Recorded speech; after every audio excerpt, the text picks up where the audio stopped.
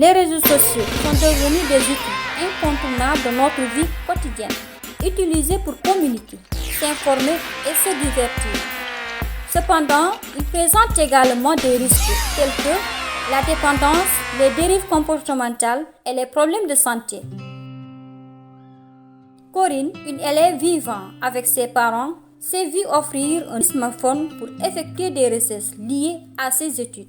Cependant, elle utilise son smartphone à d'autres fins, notamment pour communiquer avec ses amis sur TikTok, Facebook, Instagram et WhatsApp.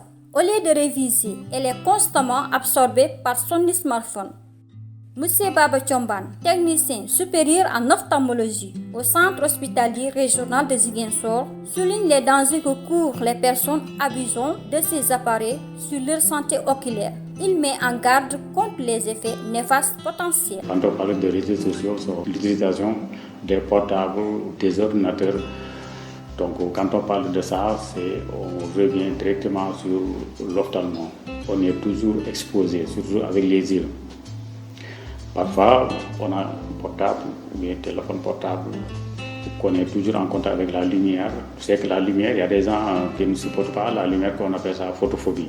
Donc le fait de concentrer toute une journée, bien demi-heure, bien 30, voire 3 heures ou 4 heures de temps devant l'écran, l'œil se fatigue. Pourquoi se fatigue? Parce qu'il y a des gens qui ne supportent pas la lumière, qu'on appelle ça photophobie. Donc l'œil est toujours exposé. Un œil exposé peut... dans un premier temps, c'est le film lacrymal, parce que l'œil est toujours humide.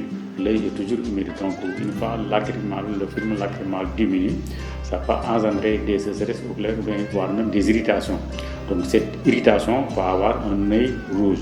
Donc, à la longue, l'individu peut avoir des irritations à tout moment, des fatigues oculaires, des irritations jusqu'à endommager la cornée. Pour sensibiliser les jeunes, en particulier les étudiants, à l'importance de porter des lunettes photographiques tous les jours, même la nuit, afin de maintenir une santé oculaire optimale. Surtout avec les étudiants ou bien des secrétaires qui sont dans les caisses, on a des individus qui viennent souvent se faire consulter, qui ne supportent pas la lumière.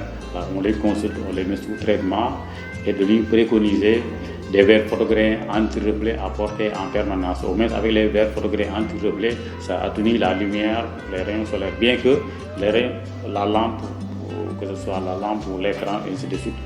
Tout ça, ça fait partie des phototraumatiques, bien que c'est sensiblement très faible par rapport aux rayons solaires ou bien aux autres rayons.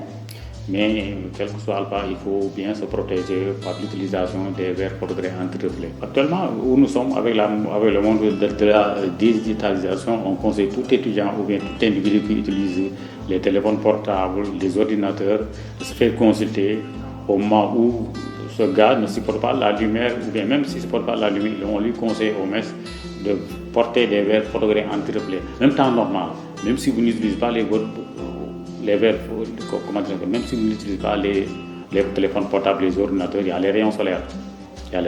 Tu sais que les rayons solaires, ça ne pardonne pas. Ça ne brûle pas, ça ne pardonne pas le cristallin. Donc, mieux vaut porter des verres de protection, on appelle ça photographique anti-reflet. Mais ça atténue les rayons solaires, la lampe étant de toute source lumineuse. Donc, mieux vaut se protéger avec les verres photographiques anti-reflet. On lance l'appel à toute la population, que ce soit élèves ou étudiants ou privés, de se faire consulter.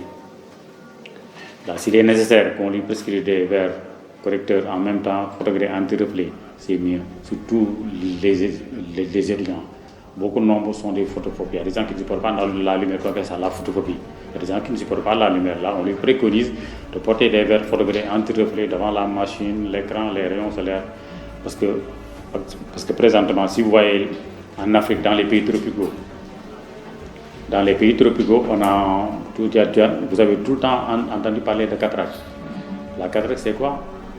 Certes, il y a la VS et d'autres maladies chroniques comme ça, diabète ou tension, mais le plus souvent, ce sont les rayons solaires aussi. En Europe, il y a moins de cataracte par rapport en Afrique. Là, les rayons solaires, ça ne pardonne pas, ça ne brûle la peau, ça ne pardonne pas les cristallins. C'est pourquoi en Afrique, dans les pays tropicaux, ou bien 60 ans, forcément avoir la cataracte.